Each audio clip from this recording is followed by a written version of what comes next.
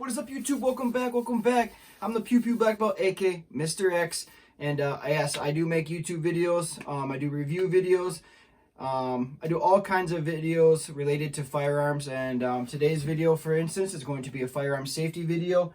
I'm also going to address a lot of other areas in firearm safety, like what to bring to the range, how to store and keep your firearms nice and protected while you're at home, just a lot of stuff like that. So this video is going to have a lot of information for new and experienced firearm enthusiasts, and anyone that wants to stay 2A strong. Don't forget to hit that subscribe button down below, join the Pew Pew family, and I will answer anyone's questions. Don't hesitate to ask any questions. Leave a comment down below. I will help you out. I'm your guy.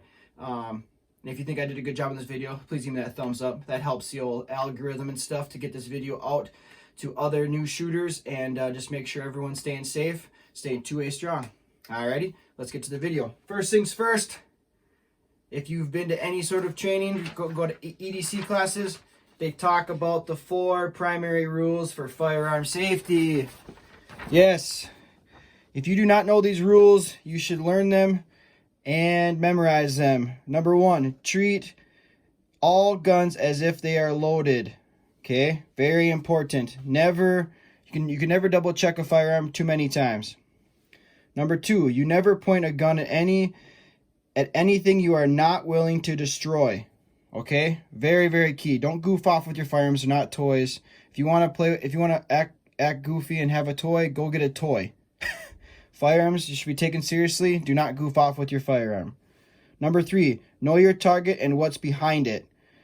So that's a rule that I think a lot of people will kind of forget about. No matter what you're shooting at, make sure you're 100% aware of what's behind your target. Whether you're shooting at grandma and grandpa's, make sure you know what's behind that target. Make sure you know what's behind that target and make sure everything's safe behind it. Number 4, this is a very important one. Make sure you keep your finger off the trigger until you're ready to shoot.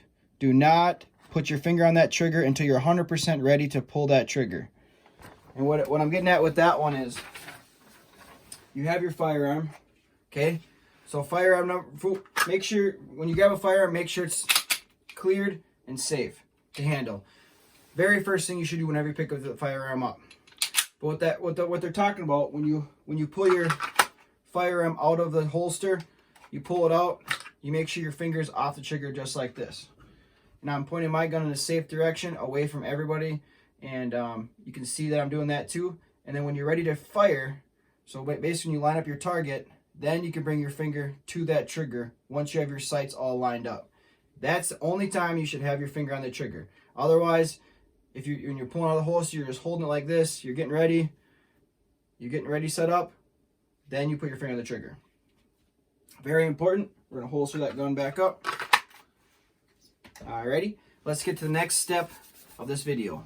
Alrighty, when you buy your firearm, it's either going to come in a cardboard box like this one, or you might get lucky and you get a nice hard case like this one. And these hard cases are great, to get set up. You can put locks on them, you can see, and then you know your gun's all locked up and safe. The only bad thing is that somebody can pick this up and take it and steal it and cut your locks off later. But these cases are nice for the beginner setup. I mean, it comes with everything you got. You can put your extra magazines in there and your firearm.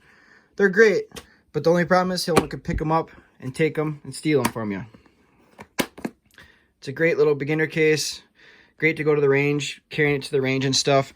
But I wouldn't store your gun in here all the time in your house, because it can easily be picked up and just taken and walk away. It can grow legs.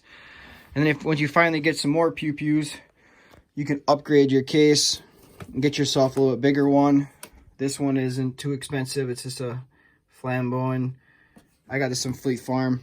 The nice thing about this one is you can cut out the size of your pews. I always keep these, so that way if I'm only going to the range and I only have 3 guns with, I just keep the foam blocks and I put them back in for when I'm not shooting that gun. But you can see, you can cut them all nice out. It looks nice. It's a nice little case. These ones are a little more expensive. This one's actually a lot cheaper than those watertight. This one isn't watertight, but this one, once again, too, has the locking capability, so you can lock it up. And then here's a cheaper one. I usually keep my extra magazines and other stuff in this little case. This one's a little cheaper. But yeah, this is another great little case. This I think was like 20 bucks or less. I usually put all my loaded magazines up when I'm going to the range. So I'll put all of my pew-pews in here, all my loaded up magazines in here, so it's all ready to go when I get to the range. And you can see I got these wool socks here. I use wool socks to store all my firearms in when I put them in my cases and stuff. And then also when I'm going to the range, I'll throw them in the wool socks and put them in this box, because this box isn't like super perfectly snug like this one is. So that way, if the guns do slide around a little bit, they're not gonna get dinged up. But the wool socks are really, really nice because it's a wicking material. And yeah, it's just a great option for keeping your pew-pews looking beautiful. Like the Smith & Wesson 44 Magnum, my dirty, hairy gun.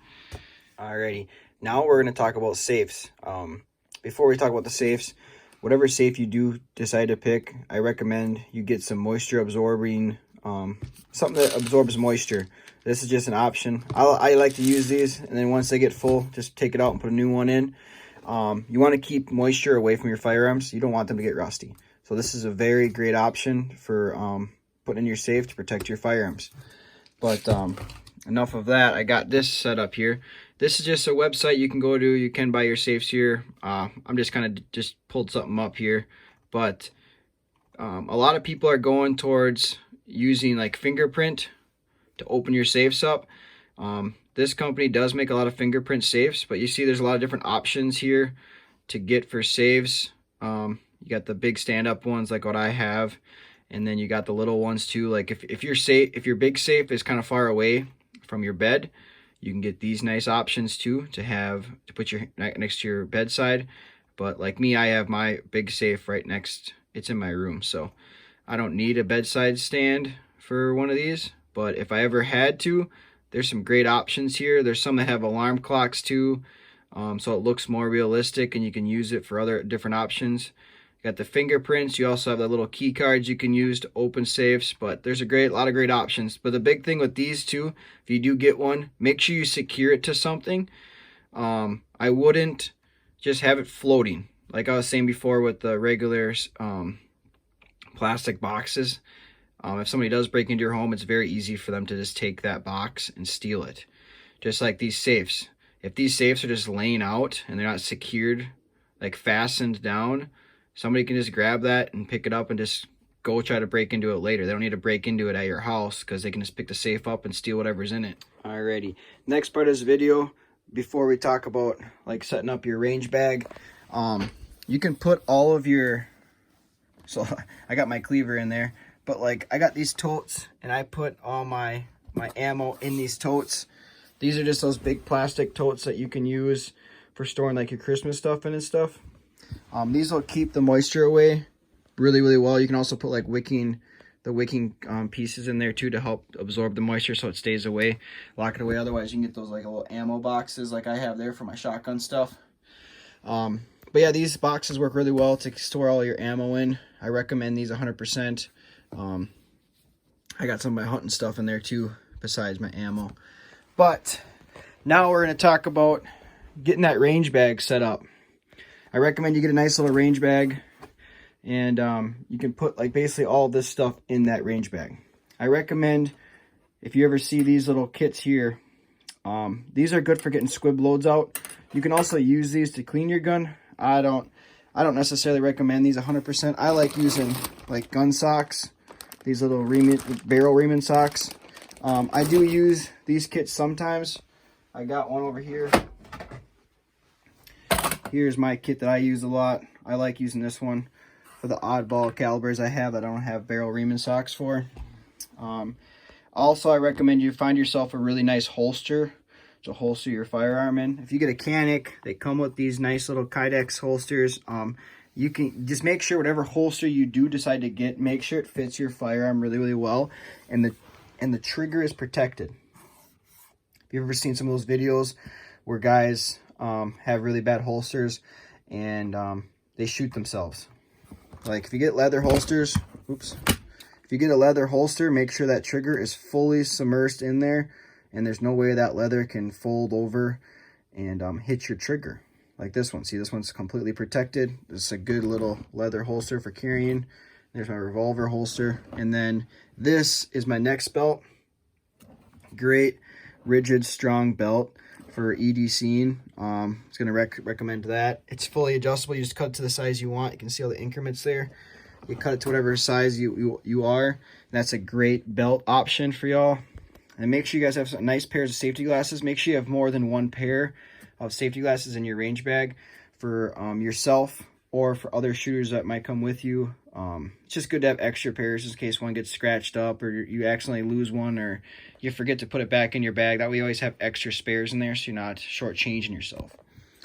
You can get yourself a nice adjustable magazine holder. These are nice. This little screw here, you can adjust it in and out so you can put the thicker magazines. Like this is a 45 magazine. This is a 10 millimeter. Those are a little thicker than like your 9 millimeter size magazines. This little magazine holster is really awesome. Oh, I forgot what brand. Oh, there it is. That's the brand it is. Awesome little holster for your magazines. And then besides the hearing protection, you can see here I got these Walker hearing protectors. Get some nice hearing protection. If your ears are really sensitive, I recommend doubling up. So these are reusable, clean. You can clean these up and reuse them. These are just earplugs. These work really, really good by themselves.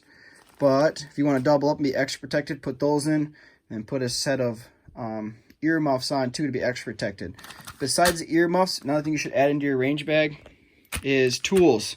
For if anything accidentally breaks or anything happens, you need to take it apart. Say your red dot comes loose on you. You have all the tools to retighten up that red dot. Just make sure you bring tools and extra stuff in your range bag. All right, before we're all done with this video, I wanted to go over holsters to stay away from. This Allen holster, for instance, do not buy styles that look like this. This clip, how it doesn't go all the way to the back of the clip. I'll show you one that is okay to buy. This one is made by Gunmate. This style is okay to buy because you can see right here how the clip goes over this part right here, the part that goes around your belt. It goes around it, so it secures it 100%, and it will not fall off your hip. This style, how it's designed, is garbage. It doesn't go, this doesn't secure over the top of that, so this will fail and fall off your hip. And it's happened to me a couple times. Luckily, nothing happened. That's why I only save this holster now to show people. Like, do not buy this holster or styles like this. That's a bad design. Hope you guys enjoyed this video as much as I enjoyed making it. There's nothing more that you can stress more than safety with firearms. All these little things and everything else is going to help you to have success after you bought or were gifted a firearm. This is just going to set you up for success down the road, and also educate other people. Just keep educating. The best thing that we can all do as a 2A community is educate. Yeah, just stay safe, stay 2A strong, and just have fun in appropriate situations. And yeah, everything that I touched base here today, there's obviously other options you can go out and do. There's other range bags that have little slots for all of your guns to put in, and all of your tools all in one little area. Those are nice options too. These are just options that you can pick from. There's also a lot of different kinds of gun safes you can get with too. Just the big thing is secure. Make sure all of your firearms are in a secured location. Make sure that whatever they're secured in is secured, because I can't just walk away and grow legs. But I hope you guys enjoyed this video. Don't forget to join the family. Stay 2A strong, and hit that subscribe button down below. And don't forget to hit that thumbs up on your way out. Alrighty? I'll see you guys in the next one.